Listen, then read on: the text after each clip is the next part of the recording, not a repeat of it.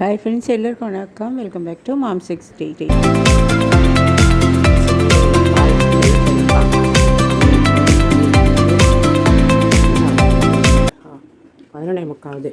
இப்போ சிக்கன் நல்லா க்ளீன் பண்ணிவிட்டு எடுத்து வச்சுருக்கேன். ஒரு 400 கிராம் அளவுக்கு இருக்கும் சிக்கனு. இப்போ இங்கே வெங்காயம், தக்காளி, கொத்தமல்லி, அடுத்து இங்கே பாலக்கீரை எடுத்து வச்சுருக்கேன். அப்புறம் இஞ்சி பூண்டு பேஸ்ட்டு. இப்போ பாலக் சிக்கன் கறி தான் நம்ம இன்றைக்கி பண்ண போகிறோம்.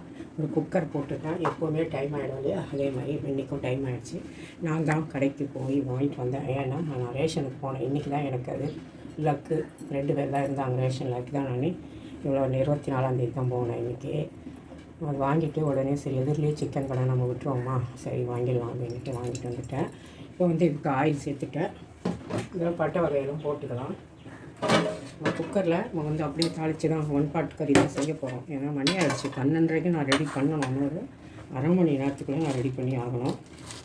இப்போ இலை, 2 லவங்கம், பட்டையெல்லாம் காணும், பட்டை வகையம், பட்டை, சரி கரம் மசாலா வேணும் நம்ம போட்டுடுவோம். போட்டாச்சு. இப்போ இதெல்லாம் கட் பண்ணி வச்சுருக்கோம். ஆனியனை சேர்க்கலாம். மீடியம் சைஸில் 2 வெங்காயம்.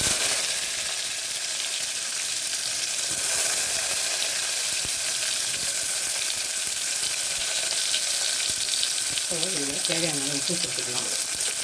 உப்பு சேர்த்துட்டா சீக்கிரமாக வதங்கும். அதுக்காக நான் மொத்தமாகவே சேர்த்துறதுனால 1 ஸ்பூன் கல் போடுறேன். இதெல்லாம் வதங்கணும்.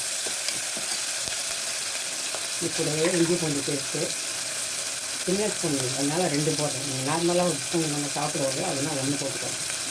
இது பத்தக்கூடிய குட்டி, அதனால் 2 போடுறேன். நார்மல் ஸ்பூனில் 1 போடுறேன். ஏன்னா ஒரு அரை கிலோ கறி தான் இருக்கும். வதங்கட்டும். இதுலேயே 2 தக்காளி,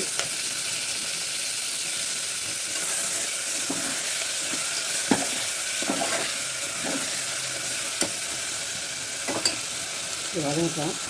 இதில் ஒரு கைப்பிடி அளவு கொத்தமல்லி போட்டுருக்கோம். இது கூட நம்ம எடுத்து வச்சது சிக்கன் சார்.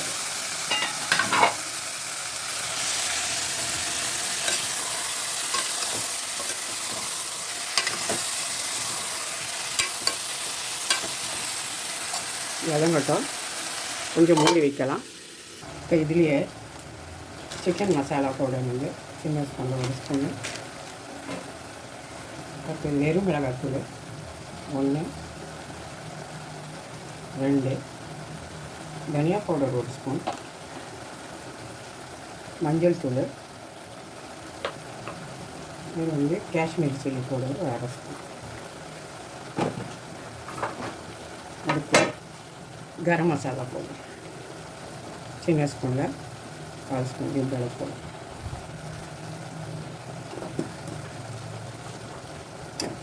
நல்லா வதக்கிடுவோம்.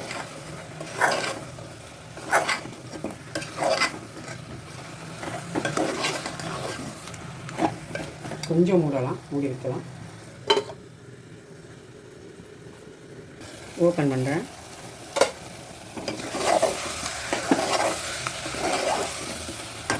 மிக்ஸ் பண்ணி வச்சு இப்போ நம்ம ஒரு கைப்பிடி அளவுக்கு பாலக்கீரை வாஷ் பண்ணி கட் பண்ணி வச்சுருக்கேன்.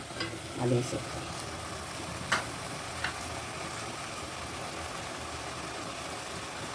இந்த மாதிரி நான் கோங்குழாவை கூட செஞ்சு பார்த்துருக்கேன். செம்ம டேஸ்ட்டாக இருக்கும்.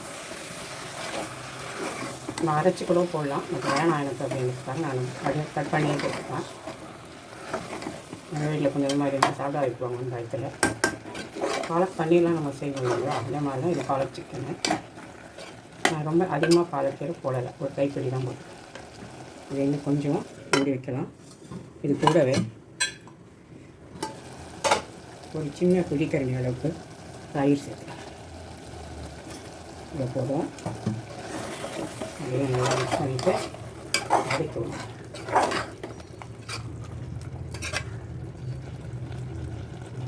மூடி போடலாம். ஒரு 2-3 நிமிஷம். இப்போ ஓப்பன் பண்ணலாம். இப்போ பார்த்திங்கன்னா நல்லாவே வதங்கி வந்துடுச்சு. இப்போ கொஞ்சமாக தண்ணி சேர்த்துருவோம். ஏற்கனவே தண்ணி விட்டு வந்துடுச்சு, நம்ம தயிரெல்லாம் ஊற்றினால. அவ்வளோதான். குக்கரை மூடிட்டு உங்களுக்கு எத்தனை விசில் வேணுமோ நீங்கள் வச்சுக்கோங்க. நான் வந்து ஒரு 2 விசில் ஒரு 2 மினிட்ஸ் கழித்து ஆஃப் பண்ண போகிறேன். குக்கர் க்ளோஸ் பண்ணிவிட்டேன். இங்கே வந்து நான் குக்கரில் வந்து எடுத்து கடாய்க்கு மாற்றிட்டேன். இதில் வந்து கொஞ்சமாக காலிஃப்ளவர் வச்சுருக்கேன், அதையும் சேர்த்துடலாம். ஏன்னா எனக்கு கொஞ்சம் காய் வேணும், அது போட்டு ஃப்ரை பண்ணாலும் நல்லா தான் இருக்கும். அதனால் நான் அது போடுறேன். உங்களுக்கு வேண்டாம்னா நான் ஸ்கிப் பண்ணிக்கோங்க, உண்மையிலே நல்லாயிருக்கும் டேஸ்ட்டாக. அதெல்லாம் மிக்ஸ் பண்ணிவிட்டு எல்லாம் வந்து வரணும். அதெல்லாம் மூடி வச்சு மூடுவோம். 1க்கு 2 வேலை நினச்சிருப்பீங்க. என்னன்னு பார்த்தீங்கன்னா, காலிஃப்ளவர் முதலே போட்டால் ரொம்ப குழஞ்சி போயிடும், நல்லா இருக்காது. அப்படியே மூடி போட்டு வைப்போம், வேகட்டும். ஒரு 5 நிமிஷம் ஆகட்டும். ஃப்ரெண்ட்ஸ், இப்போ வந்து நம்மளோட பாலக் காலிஃப்ளவர் சிக்கன் ரெடி ஆகிடுச்சு. நான் கொஞ்சம் ட்ரையாகவே எடுக்காமல் இன்றைக்கி கொஞ்சம் இப்படி செமி கிரேவியாக எடுத்துக்கிட்டேன். சப்பாத்திக்கெலாம் போட்டுக்க நல்லாயிருக்கும். கொஞ்சமாக கொத்தமல்லியும் புதினாவும் சேர்த்து விட்டுருவோம். அவ்வளோதான். சூப்பரான ஒரு cauliflower palak chicken gravy ready ஆகிடுச்சு.